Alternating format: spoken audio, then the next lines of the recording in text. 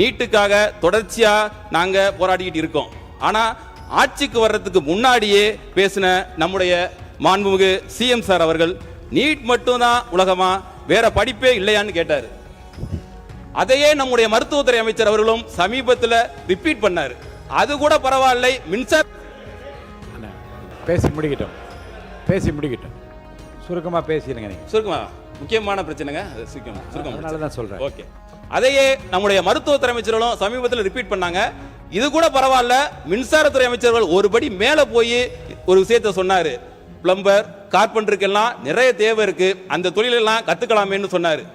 அவர் ஏற்கனவே இருந்த RSS கொள்கை பாணியில குலக்கல்விக்கு ஆதரவா பேசி இருக்கிறாரு. அதுக்கு சமூக வலைதளங்களில் கடும் எதிர்ப்பு கிளம்பிருச்சு. இருங்க மாண்பு உறுப்பினர் நீங்க தீர்மானத்தை இருங்க சொல்லி முடிச்சிடறேன், உங்களுக்கு வாய்ப்பு தர போறேன். தீர்மானத்தை ஆதரித்து பேசுகிற போது அதை ஒட்டிய கருத்துக்கள் சொல்லிக்கொண்டு வந்து நான் அமைதியாக இருந்தேன். இப்போ அதை தாண்டி இப்படிப்பட்ட விமர்சனங்கள் நீங்கள் கண்டிப்பாக தவிர்க்க வேண்டும். ஏன்னா அப்போ பதில் சொல்லாவிட்டால் அப்புறம் கடைசியிலே சொல்லுங்கள் என்று அப்போ நீங்கள் சொன்னபடி நேரடியில் ஓடிக்கொண்டே இருக்கிறது. அப்போ எப்போ நீக்குவீர்கள் என்று கேட்கின்றீர்கள். அருள் கூர்ந்து தீர்மானத்தை ஆதரிக்கிற அந்த செய்தியை மட்டும் பேசி நீங்கள் முடிப்பது தான் பொருத்தமாக இருக்கும். இப்போ சொன்னதுக்கு அவங்க கண்டிப்பாக பதில் சொல்லவில்லை, நான் நீக்கி விடுவேன். பதில் சொல்லுங்கள். இந்த தீர்மானத்தை ஒட்டி தேவையில்லாத விஷயங்களை பேச மாண்புமிகு பேரவைத் தலைவர்களே. ஏனென்றால் தேவையில்லாத விஷயங்கள் பொதுப்பணித்துறை அமைச்சர் அவர்கள். மாண்புமிகு பேரவைத் தலைவர்களே, இந்த தீர்மானத்தில் அரசியல் தேவையில்லை, ஒருமனதாக நிறைவேற்றும். இது மாணவர்களுடைய எதிர்கால பிரச்சனை. தமிழக வெற்றி கழகத்துடைய தலைவர் தேர்தலுக்கு முன்பே ஏன் அரசியல் வருவதற்கு முன்பே தங்கை அனிதாவுடைய மரணத்தில் பங்கேற்றவர். அதிலேயே அவரோட நிலைப்பாடு தெளிவா இருக்கு. இதோட ஒரு 7-8 அறிக்கையை எங்களுடைய தமிழக வெற்றி கழக தலைவராக இருந்து முதலமைச்சராக இருந்து எல்லா விதத்திலையும் தன்னுடைய அறிக்கையை கொடுத்திருக்கிறாரு, தன்னுடைய பதிவை செய்திருக்கிறாரு.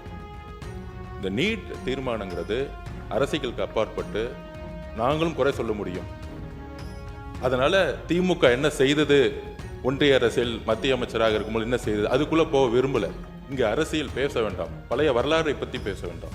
எல்லா உறுப்பினர்களும் தமிழகம் முதற்கொண்டு இங்க இருக்கக்கூடிய எல்லா கட்சிகளும் பிஜேபியை தவிர எல்லோரும் ஒரே நிலைப்பாடில் இருக்கிறோம்.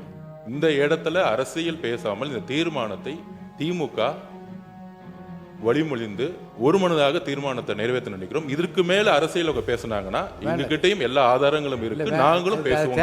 நான் என்ன சொல்றேன் பாருங்க, மாண்புமிகு பொதுப்பணித்துறை அமைச்சர் அவர்கள் சொல்கிற கருத்து ஏற்புடையதாக இருக்கும். ஆனால் எல்லா ஆதாரங்களும் திரும்ப விவாதங்கள் வளர்ந்து வரலாறு திரும்ப பார்க்க வேண்டியது இருக்கும். அருள் கூர்ந்து பேசுகின்ற உறுப்பினர் இப்போது சுருக்கமாக இதை ஆதரிக்கக்கூடிய கருத்துக்களை மட்டும் பேசி முடிக்குமாறு நான் கேட்டுக்கொள்கிறேன். முக்கியமானதான் தலைவரை பேசுறேன்.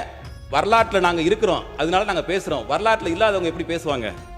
ஒரு குழந்தை நேரடியாக இப்படி நீங்கள் பேரவையில் இப்படி நேரடியாக இப்படி பேசுவதை தவிர நான் அனுமதிக்க முடியாது. ஏற்கனவே நீங்கள் பேசிய பேச்சில் இந்த தீர்மானத்தை ஒட்டி இல்லாத இருக்கிற கருத்துக்கள் எல்லாம் அவைக்குழுவில் நீக்கப்படுகிறது. மாண்புமிகு உறுப்பினர் பேசி முடிக்கலாம். சரி, ஓகே.